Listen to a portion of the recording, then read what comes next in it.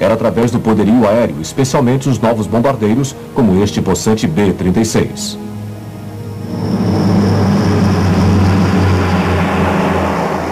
Outra era a bomba atômica, que no final de 1948 somente os americanos ainda possuíam, e que tinha demonstrado seu impressionante poder destruidor em agosto de 1945 contra o Japão.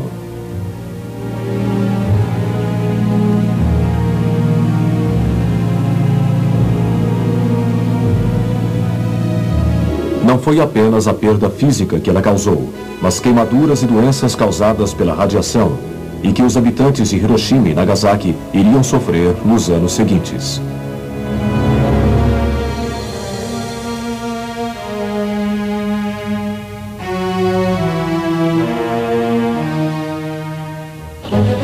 Mas era importante que os Estados Unidos estivessem militarmente prontos para defender a Europa Ocidental. Consequentemente, uma nova organização de defesa teve início em abril de 1949. Era a Organização para o Tratado do Atlântico Norte, OTAN, cujos 12 signatários iniciais foram Estados Unidos, Canadá e os países da Europa Ocidental, incluindo Noruega, Dinamarca, Islândia, Itália e Portugal. A reação soviética inicial à OTAN foi hostil, mas uma vez que o tratado tinha sido assinado, houve um leve descongelamento nas relações orientais e ocidentais, que se refletiu no fim do bloqueio a Berlim e a retirada do apoio externo aos comunistas na Grécia. Durante todos os anos imediatamente posteriores à guerra, os americanos continuaram a desenvolver armas nucleares.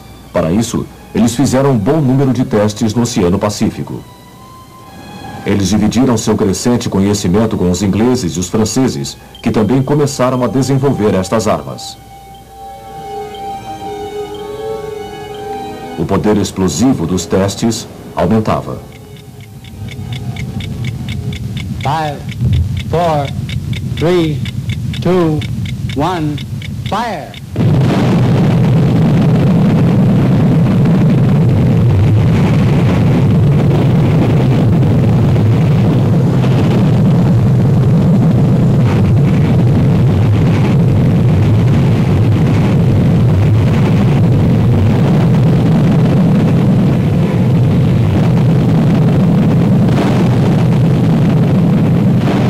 Mas em 29 de agosto de 1949, os russos realizaram com sucesso um teste com uma bomba atômica.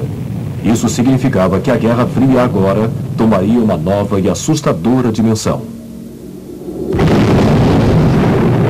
Os russos foram capazes de desenvolver a bomba atômica tão rapidamente depois de 1945, porque pessoas envolvidas no programa americano de armas nucleares cederam informações secretas, em parte pela crença de que o mundo seria mais estável se os dois lados tivessem a bomba. Espiões como os Rosenbergs da América, o inglês e desertor Ken Philby e o empresário Greville Wynne, aqui visto em seu julgamento em Moscou, tornaram-se uma parte importante da Guerra Fria. Na década de 70, trocas de espiões que haviam sido apanhados aconteciam regularmente em Berlim.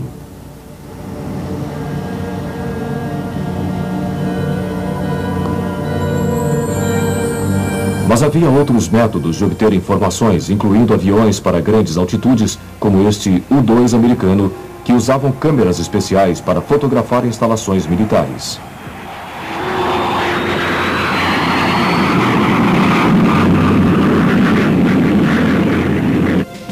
Em 1957, os russos lançaram ao espaço o primeiro satélite e na década de 70 estes começaram a suplantar os aviões espiões. Numerosos julgamentos no leste da Europa foram feitos como propaganda para expor as intenções capitalistas no bloco comunista. Nos Estados Unidos, o senador Joseph McCarthy levou a nação à histeria no início dos anos 50 com suas acusações de infiltração comunista em todos os setores.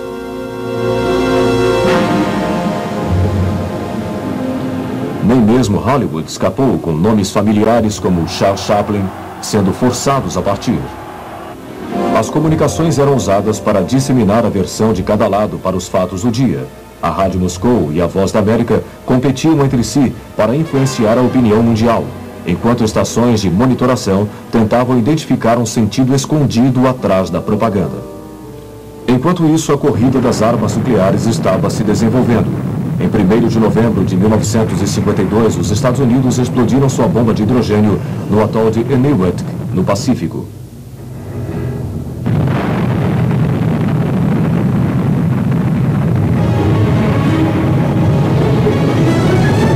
Seu poder destrutivo era muitas vezes maior do que o das bombas usadas contra o Japão em 1945. Mas o poderio militar convencional não era ignorado, com as forças militares soviéticas permanecendo fortes no leste da Europa.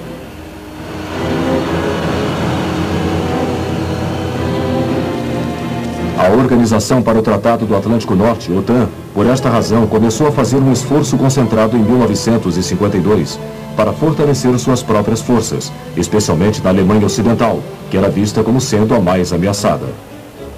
Aqui, em contraste com a Alemanha Oriental, a economia fazia uma recuperação notável e logo seria uma das mais fortes da Europa. Em 1953, Joseph Stalin, ditador da Rússia durante quase 30 anos, morreu.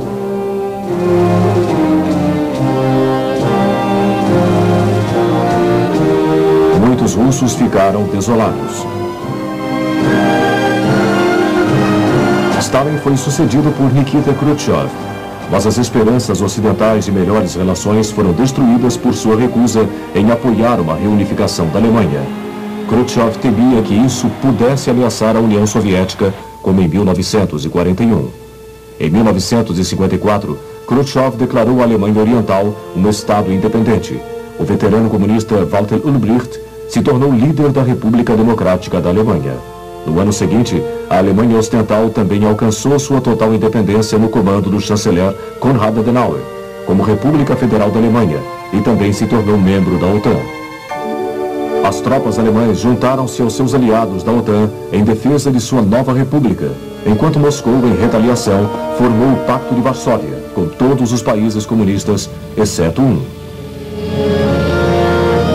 Em 1948, o presidente Tito da Iugoslávia rompeu relações com a União Soviética por causa da interferência indevida em assuntos do seu país e manteve as forças armadas fortes para defender a integridade da Iugoslávia.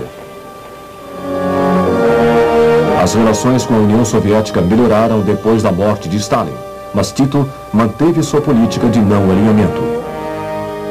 Mesmo assim, a criação do Pacto de Varsóvia formalizou os dois campos armados na Europa, com a OTAN agora fortalecida pela inclusão da Alemanha Ocidental, da Turquia e da Grécia, que se filiou em 1952. A fronteira interna da Alemanha, que agora consistia de cercas de arame farpado, campos minados e torres de vigia, permanecia como símbolo da Europa dividida.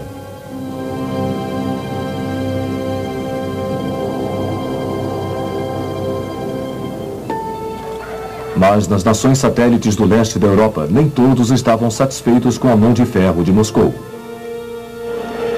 Na Hungria, os problemas iniciaram em 1956. Em 22 de outubro, sua capital, Budapeste, testemunhou um levante armado contra o governo stalinista.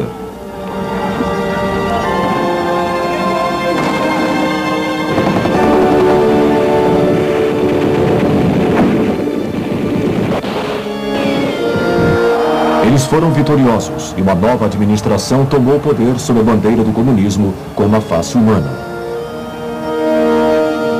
Mas em julho de 1956, o presidente Nasser, do Egito, nacionalizou o canal de Suez.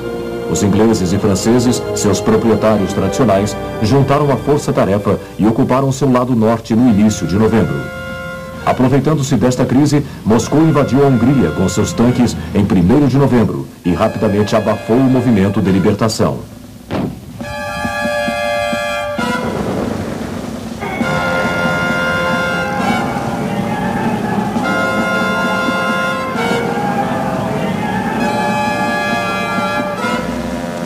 Muitos húngaros fugiram para o oeste e esforços para levantar a questão das Nações Unidas fracassaram frente ao veto da União Soviética.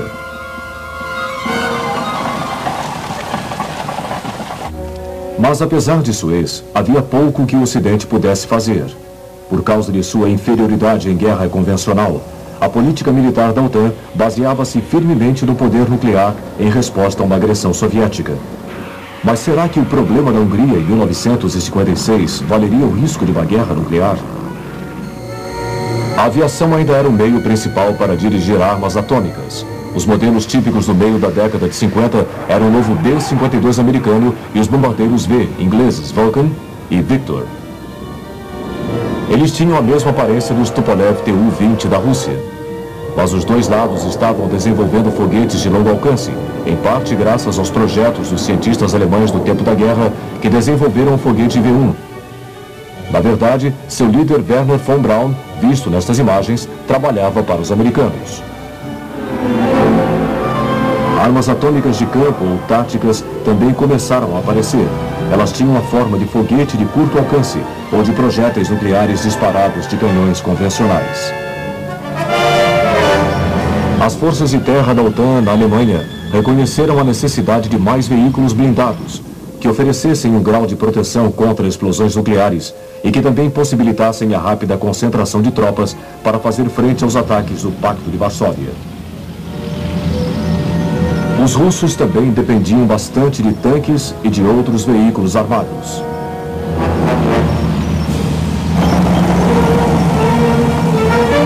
Eles aplicavam muitas das táticas de Blitzkrieg, desenvolvidas entre 1942 e 1945.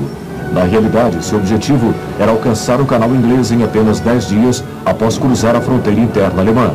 Inicialmente, eles viam as armas nucleares como um apoio útil à sua estratégia.